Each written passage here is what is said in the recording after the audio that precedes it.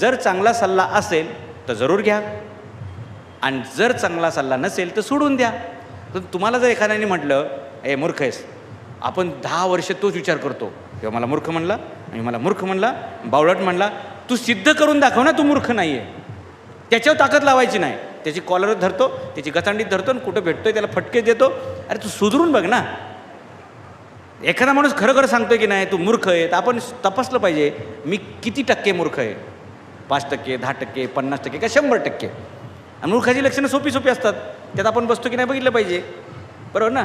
पहिले बूट असताना दुसरे बूट घेणं मूर्खपणा आहे. पहिले कपडे असताना दुसरे कपडे घेणं मूर्खपणा आहे.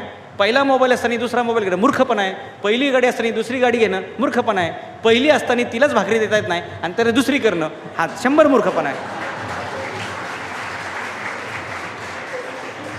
पण हे तिथं पण सांगतो बरं का, आम्ही पाटील आहे पाटील.